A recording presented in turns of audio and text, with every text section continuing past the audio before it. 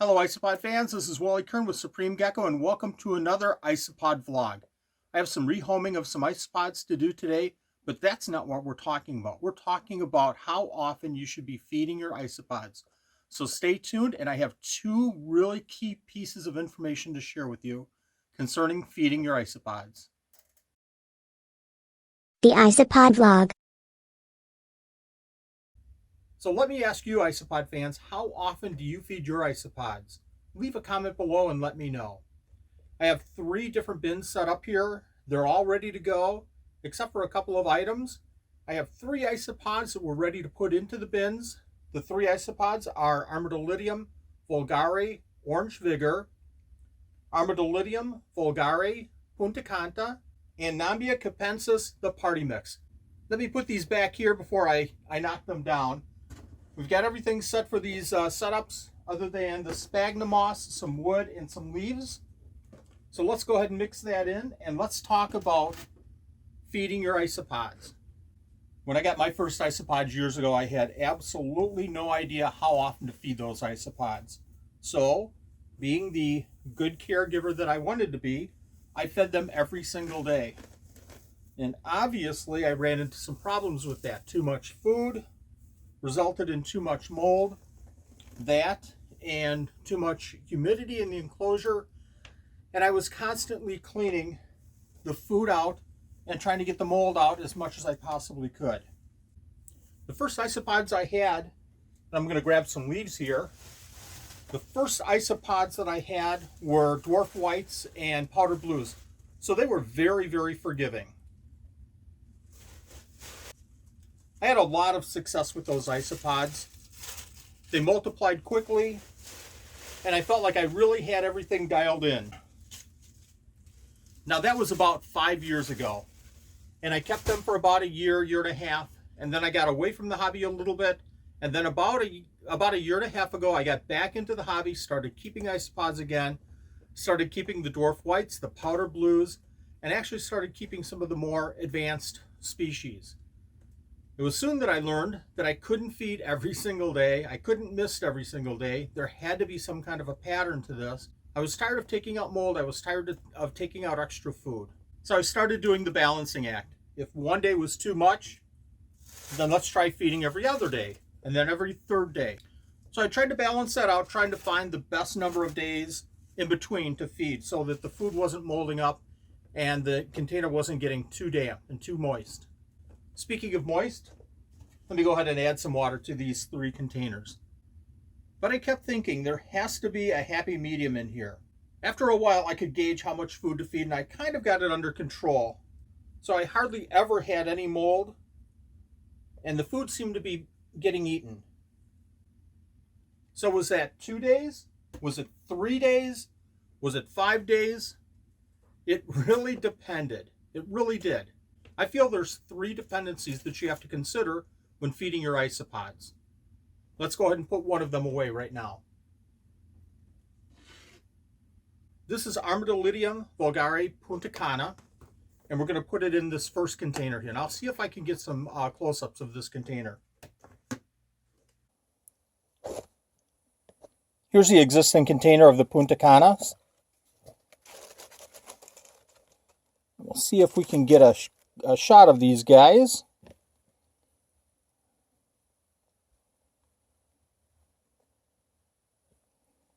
Take a peek under this next log. You can see this is only a 6-quart container, and it's about time they go into another container. Take a look at that. They're going crazy on me.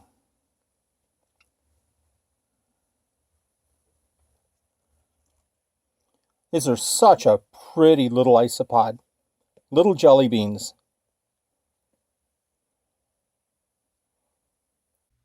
What I'm going to do is go ahead and take this one piece of cork bark here that has the majority of the punta canas on it and transfer it over to this new container. I'll leave this piece still in there, and I'm just going to take some of the substrate out. Now this will take some of the isopods as well. I just want that established substrate in the new container.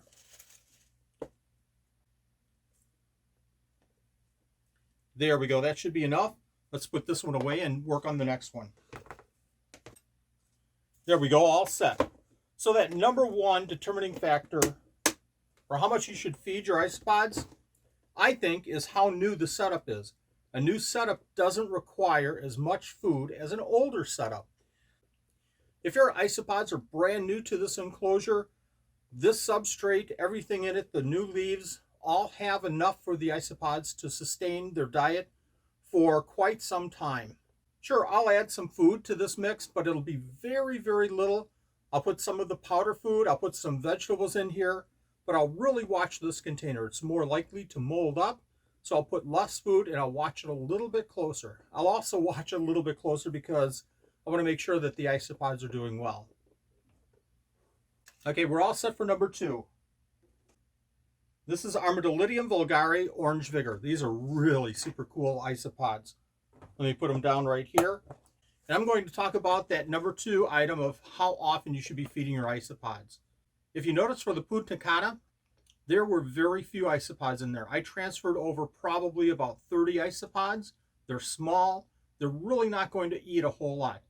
Now that's going to be different than a tub of dairy cows. A tub of dairy cows, let's say 100 dairy cows, is going to go through a lot of food. So the punta canas will go through the food a little bit slower than that big tub of dairy cows. So that tub of dairy cows, I would have put more food in, and I'll probably want to feed it a little bit more often. Let's get these orange vigars over. Here are the orange vigars, and you can see the adults. There's a few adults in here. This was a colony that I got a few months ago, and take a look at those babies. And I know there's a bunch more in here as well.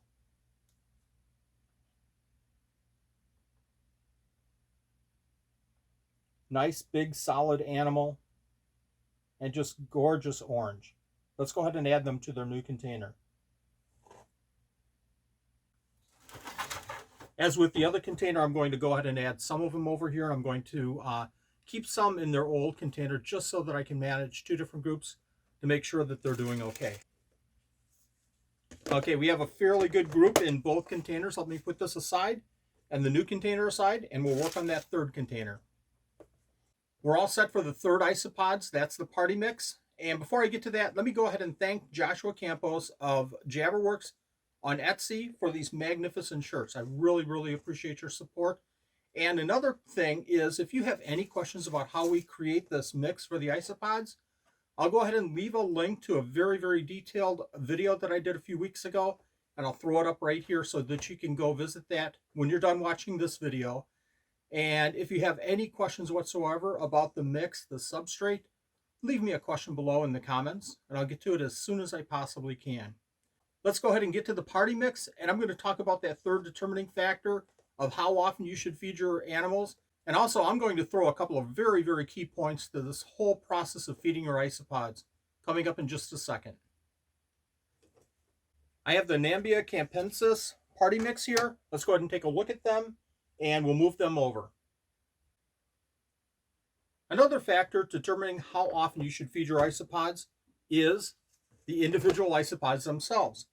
Do your research, ask questions, because some isopods eat a ton of food, some don't eat as often.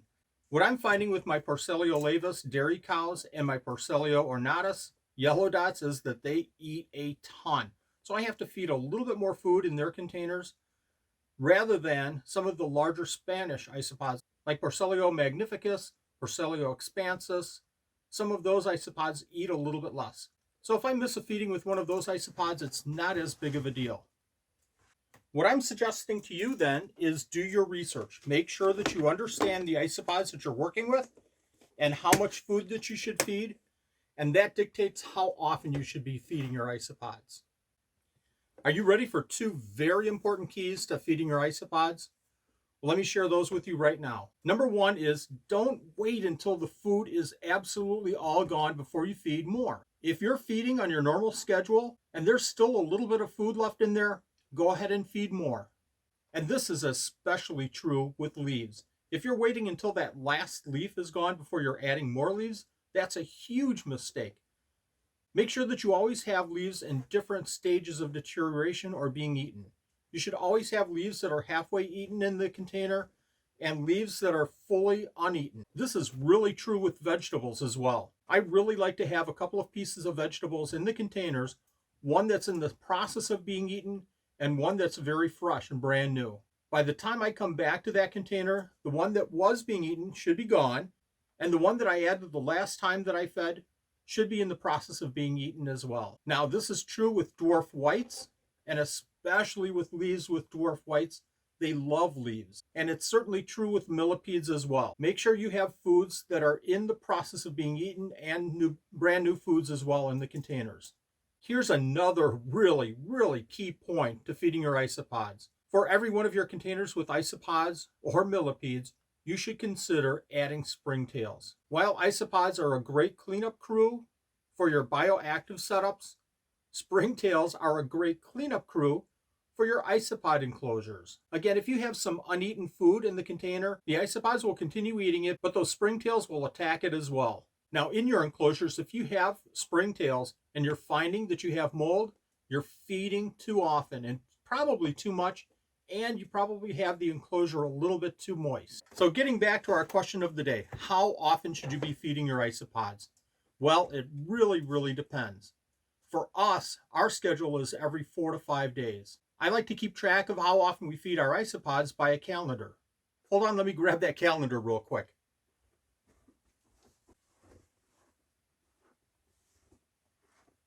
This calendar is my to-do list, but it also records all of the activities that I've done in the facility, including feeding the isopods. So I can look at this calendar and say that I've fed the isopods 4 days ago, and it's time to feed the isopods today or tomorrow. It's my little task list and check marks, and you know I love check marks. Well, I hope this video helped you understand how often you should be feeding your isopods. It really, really depends, but I hope that there's also some very valuable points in here that also helps you when you feed your isopods. Hey, make sure that you check out that video on dwarf white isopods. I'll throw the link right here. And check out that video on what materials that we use to make the substrate for our isopods. I'll throw that link right here. If this video helped, hit that like button down below.